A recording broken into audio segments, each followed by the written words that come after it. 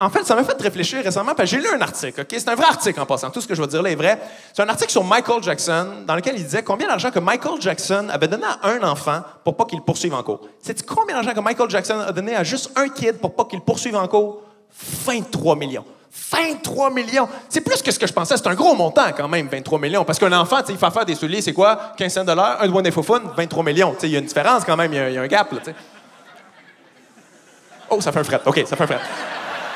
Non, mais je comprends pourquoi ça fait un fret. Et j'ai réalisé aussi récemment que ça faisait un fret aussi parce que tout le monde est au courant là, de ça. Tu sais, pas le 23 millions, mais tout le monde était au courant que Michael Jackson a des problèmes avec les enfants et il y a personne qui a rien fait. Hein? Il y a personne qui a boycotté Michael Jackson. Et la raison est très simple, c'est que c'est impossible de boycotter Michael Jackson. Tu essaieras de boycotter Thriller, toi. Tu seras pas capable. Tu vas essayer, tu seras pas capable. Tu vas être comme, non, je me fous de cette chanson, je la boycotte 30 secondes plus tard. 'Cause this is Thriller! Ah, shit, le pédophile m'a encore eu. Tu sais, c'est des bonnes tonnes, tu comprends?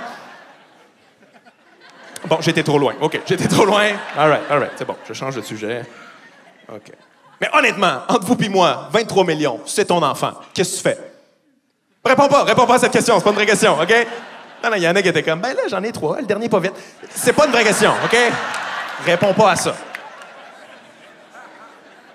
Non, parce que j'ai un point. Mon point est le suivant. C'est qu'on vit dans ce monde-là. Ça te fait pas capoter de penser à ça. On vit dans un monde où si tu as cet argent-là, tu peux te payer ça. Ça te fait pas capoter de penser à ça. En fait, si tu as assez d'argent, tu peux te payer tout ce qui existe, y compris les politiciens. Tu sais, on l'a vu pendant la commission Charbonneau, et ça coûte pas 23 millions. Hein? 2000 $, 3000 $ à une campagne, tu as des retours d'ascenseur de millions de dollars en contrat. Pire que ça, Nathalie Normando qui s'est fait pogner, ça coûtait des billets pour Céline.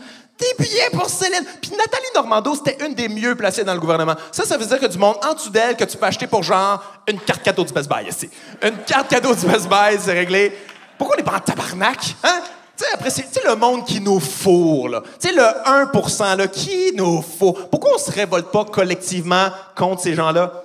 Moi, j'ai une hypothèse. Moi, je pense qu'à quelque part, on aime ça. Je pense qu'on aime l'idée d'une espèce de groupe select qui ont tous les pouvoirs, qui ont tout l'argent, que les lois s'appliquent pas à eux, parce qu'on se dit que peut-être nous aussi, un jour, on va être là-dedans. Hein? On se dit que si on travaille fort, puis on est chanceux, nous aussi, un jour, on va être là-dedans. Mais ça qu'on réalise pas, c'est que c'est impossible que ça arrive. Je vais te mettre ça en perspective, que tu réalises à quel point tu seras jamais dans cette gang-là.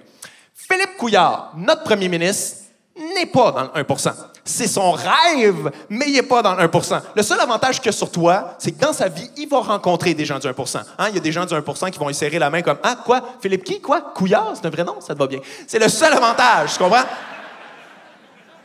OK, c'est un peu un mensonge ce que je viens de dire là, parce que Philippe Couillard, il est dans le 1%.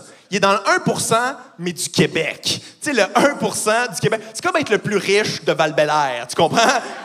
T'as du monde pas dedans qui vient te voir. T'as les moyens de te payer un dentiste, toi! C'est pas impressionnant.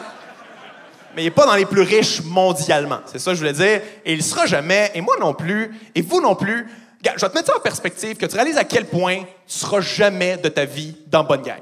Bill Gates, l'homme le plus riche de toute la planète, possède 75 milliards. Et là, je te dis ça, 75 milliards, et tu comprends pas ce nombre-là, parce qu'on n'est pas habitué de délire des nombres comme ça. Moi non plus. Fait que j'ai fait des calculs pour nous autres, pour mettre en perspective, c'est quoi 75 milliards? Écoute bien ça, tu vas capoter.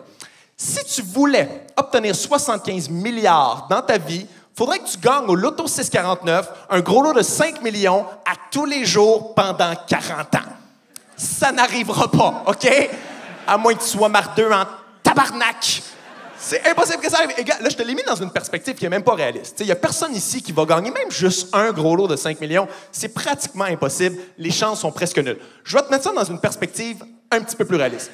Mettons que tu gagnes 200 000 par année. On s'entend que 200 000 par année, la plupart ici, on serait content. Hein? On se considérait riche. Avec 200 000 par année, pour rattraper Bill Gates, il faudrait que tu travailles pendant 375 000 ans.